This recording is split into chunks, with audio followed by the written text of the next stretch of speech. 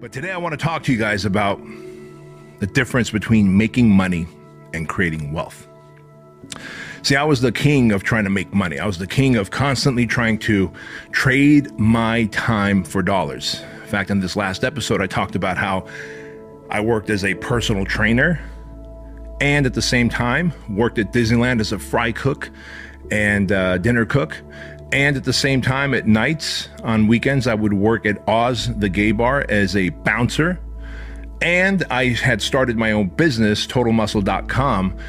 This was 1997, 98, when the internet was just starting out on dial-up. No social media, no paid ads, no Google. And I was trying to make this website work. And so, but when you look at all four of those jobs that I had all at the same time, it was all me trading time for dollars. And so while I've got work ethic, I realized that I was burning out. There I was in my 20s, by the way. If you're in your early 20s and you're burning out, like that is not a good sign for you, man, because you got a long life to live and you ought to not be in your 20s burning out. So if you're in your 20s right now and you're trading time for dollars, I'm going to teach you the idea of multiple income streams and wealth creation. If you're in your 30s, 40s, and beyond, and you're trading time for dollars, I'm about to blow your mind with this new idea that no one teaches in schools. See, I'm convinced that the school system, that the university system, that government wants to keep you financially stupid. They want to keep you money dumb. And the reason the system wants to keep you money dumb is so that you can continue to be a slave in the system. When I say you can continue to be a slave in the system, I mean using your time to trade it for money, to then ultimately get taxed on your income, to get taxed on the stuff that you buy, to pay property taxes on the house that you've already purchased, to get taxed on the car that you're already buying, to get tax, and Social Security and all these taxes. And before you know it, you got a peasy little piece of money left. Not enough to win your freedom, but just enough to stay on that hamster wheel and keep working for the man. Now you might say, but wait a minute, I'm going to be an architect. I'm going to be an engineer. And yesterday I was talking to a young man who was like, man, I'm going to be an electrical engineer and I want to ultimately focus on jet propulsion and work for NASA. I was like, hey, guess what?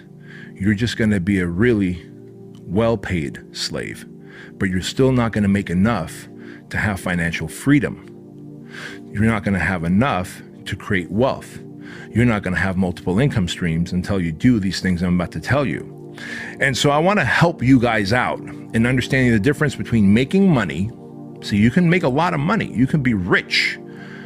Being rich means you're making a lot of money because what you sell might be a high ticket item and might be high in demand, but without you, it won't work. But wealth creation is creating money passively and money growing for you while you are not working and trading your time for it.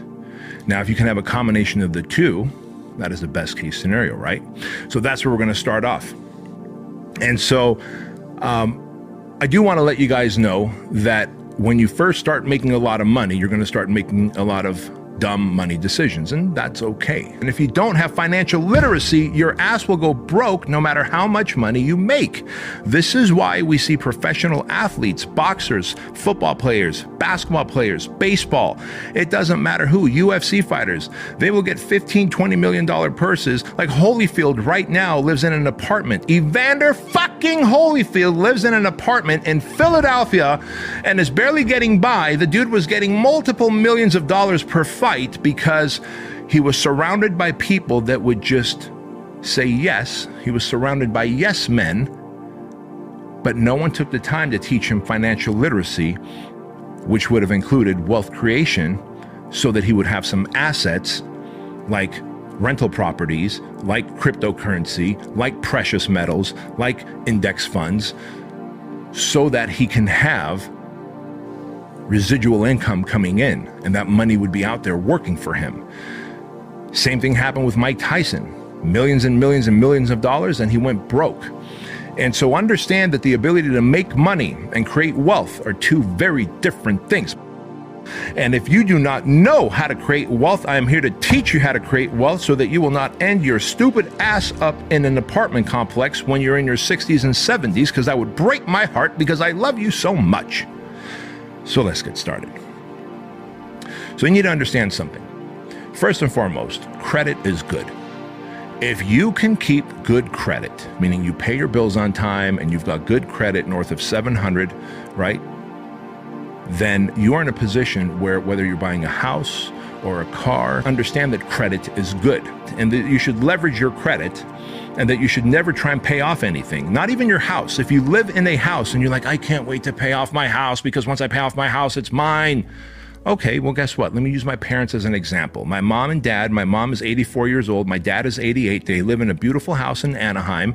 I pay for a lot of their lifestyle right now, which is awesome. Their house is worth about $670,000 and it's paid off. They have no mortgage. But if it weren't for me giving them money, they would be in a position where they would have to live off their Social Security, which is like, I think my dad gets $1,800 a month and my mom gets like $800 a month. Now, how the hell are they going to live off less than $3,000 a month in Anaheim, California? Yet they have a house that's worth $670,000, but it's like living in a money house that you can't take any of the money away because then you have no house to live in, right? So you guys need to understand that when you pay off your house and you think you did a good thing, you didn't. You need to constantly pull money out on your house, not to do stupid things like buy a truck and lift it, but to do wise things like take money out on your house and go put money down on a duplex, which is now leveraging your money.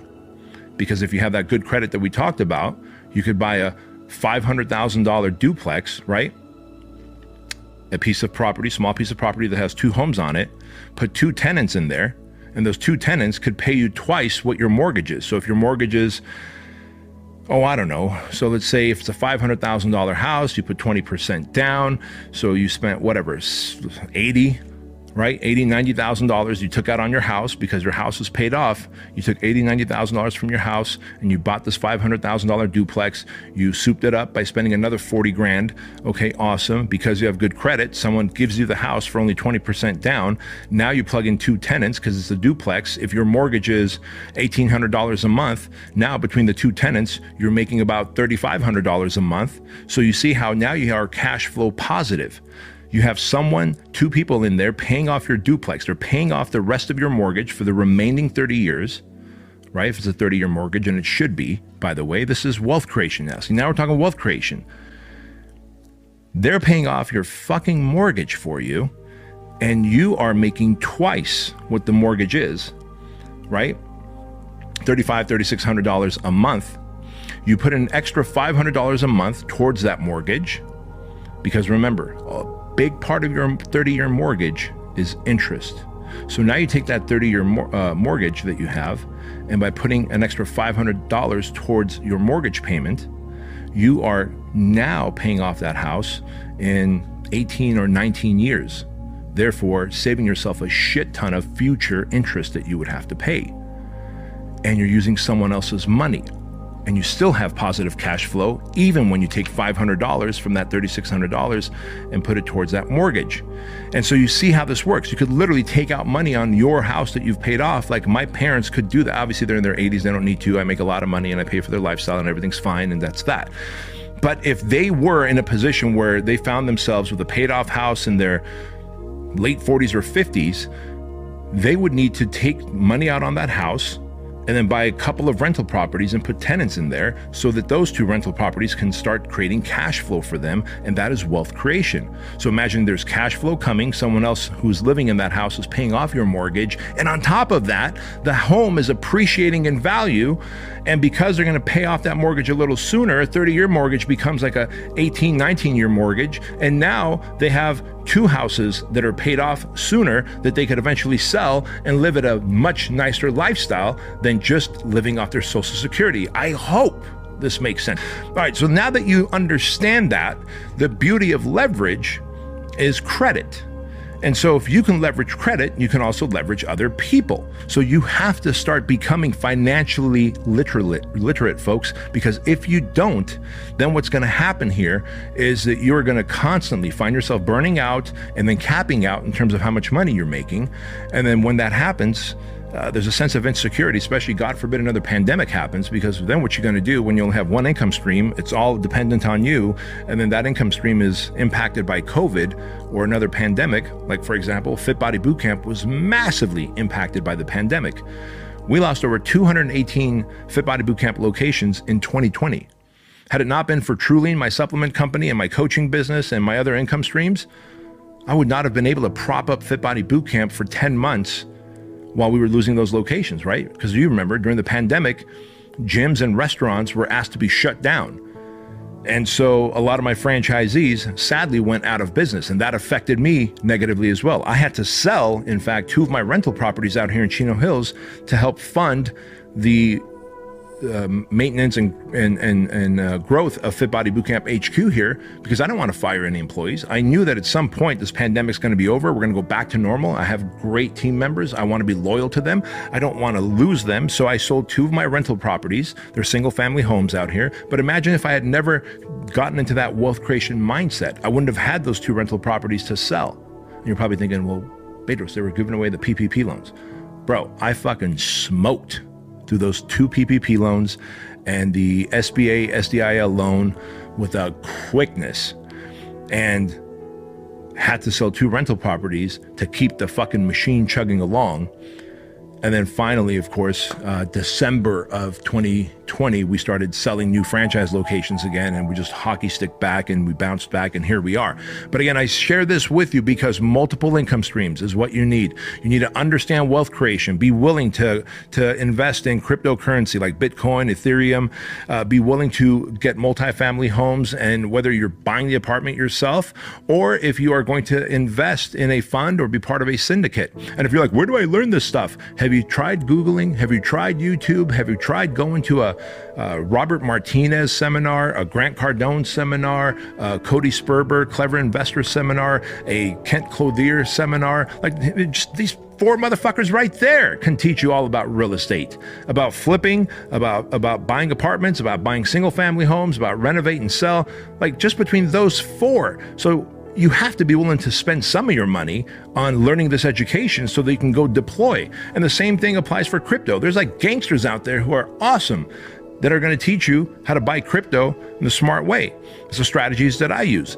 Same with precious metals, same with index funds. And then all of a sudden, what you didn't know and what was scary to you at one point becomes something that is actually not scary, and in fact creates multiple income streams, creates an opportunity for wealth while you sleep, passive income, and you have peace of mind knowing that you don't constantly have to trade for time for dollars, that you could use some of your time to experience life, because that's how life is meant to be.